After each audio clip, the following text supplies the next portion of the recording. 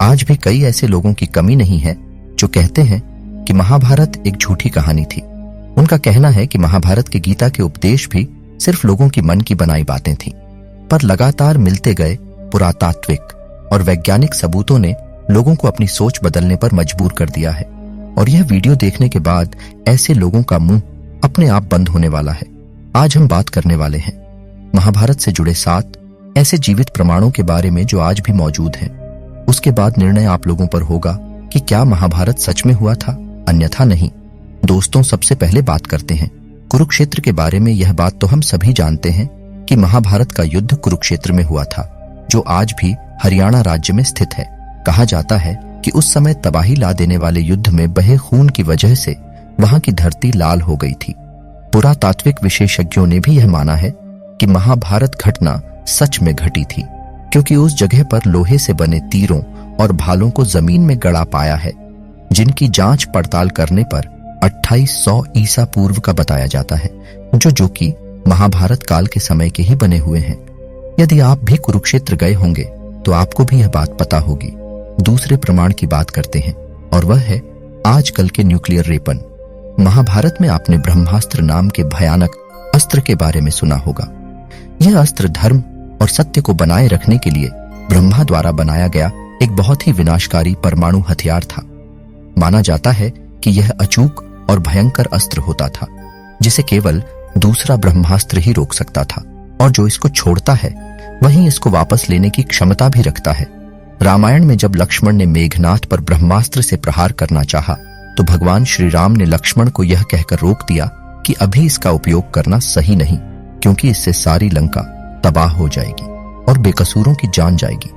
इस प्रकार यह अस्त्र रामायण और महाभारत के काल में किसी गिने चुने योद्धाओं के पास ही होता था।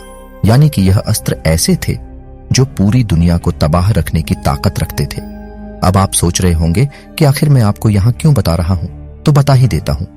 क्योंकि आधुनिक काल में जे रॉबर्ट ओपेनहाइमर ने गीता और महाभारत का बहुत गहरा अध्ययन किया। कहा जाता है कि अमेरिका ने इसी वैज्ञानिक रॉबर्ट ओपेनहाइमर को परमाणु बम बनाने का काम दिया था। उन्होंने महाभारत काल के ब्रह्मास्त्र अस्त्र की संहारक क्षमता पर शोध किया और अपने मिशन का नाम दिया था ट्रिनिटी। फिर रॉबर्ट ओपेनहाइमर के नेतृत्व में अमेरिकन साइंटिस्ट की एक टीम ने इस प्रोजेक्ट पर काम करना शुरू किया।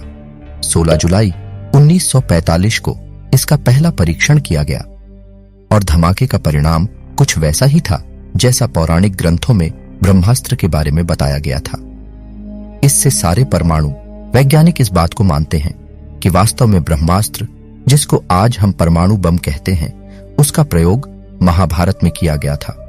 इस खतरनाक बम के सफल परीक्षण करने के बाद रॉबर्ट ओपेनहाइमर ने गीता का श्लोक भी पढ़ा था और वह खुद रोने लगे थे। चलिए आपको दिखाते हैं कि आखिर रॉबर्ट ओपेनहाइमर ने क्या कहा था। चलिए देखिए किस तरीके से वैज्ञानिक महाभारत और गीता पर विश्वास करते हैं, लेकिन हमारे देश के कुछ धर्म विरोधी लोग हमारे इस महान इतिहास और धर्म युद्ध को एकमात्र कहानी मानते हैं। अब आते हैं तीसरे प्रमाण पर, और वह है अंगदेश का प्रमाण। कुंती के सबसे बड़े बेटे दानवीर कर्ण अंगदेश के राजा थे, जो उनको दुर्योधन द्वारा उपहार स्वरूप भेंट किया गया था। उस समय का अंगदेश आज उत्तर प्रदेश में गोंडा जिले के नाम से जाना जाता है।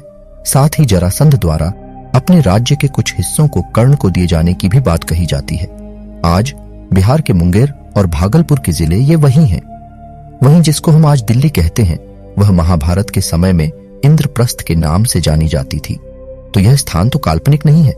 सैकड़ों स्थान तो ऐसे भी हैं जिनका नाम महाभारत के वक्त भी वही थे और आज भी वैसे ही हैं, जैसे कि द्वारिका, कुरुक्षेत्र, बरनावा, हिडिंबा आदि। अब आते हैं चौथे प्रमाण पर, और वह है चक्रव्यूह पत्थर। हिमाचल प्रदेश के हमीरपुर जिले के 16 सिंगीधार के नीचे बसा राजनौंड गांव एक ऐतिहासिक स्थल के नाम से मशहूर है। प्रचलित मान्यताओं के अनुसार पांडव अज्ञातवास के दौरान यहां रुके थे। अज्ञातवास के दौरान अर्जुन ने यहां पर चक्रव्यूह का ज्ञान प्राप्त करने पर उसे पत्थर पर उकेरा, जो आज भी मौजूद है। इस चक्रव्यूह को ध्यान से देखा जाए तो इसमें अंदर जाने का रास्ता तो साफ दिखाई देता है, लेकिन बाहर जाने का रास्ता पता नहीं चलता। अब बात करते हैं और वह है लाक्षागृह। महाभारत में लाक्षागृह की महत्वपूर्ण भूमिका मानी जाती है, जिसमें पांडवों को जिंदा जलाने की साजिश रची गई थी, लेकिन सुरंग के माध्यम से पांडवों ने निकलकर अपनी जान बचाई थी।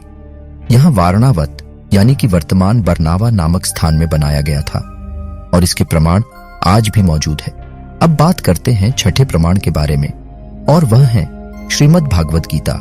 जिन्होंने श्रीमद् भगवत गीता पढ़ी होगी उन्हें अच्छी तरह पता होगा कि उसमें अधिकांश लोग सिर्फ 2-2 लाइन में लिखे गए, और अगर आप किसी भी एक श्लोक को पढ़े समझे तो यह लोग बहुत कम शब्दों में और बहुत अधिक बात कह देते हैं, मानो गागर में सागर और जितनी गहरी बातें उसमें लिखी गई हैं यह बातें किसी सामान्य मनुष्य द्वारा बिल्कुल नहीं बताई जा सकती।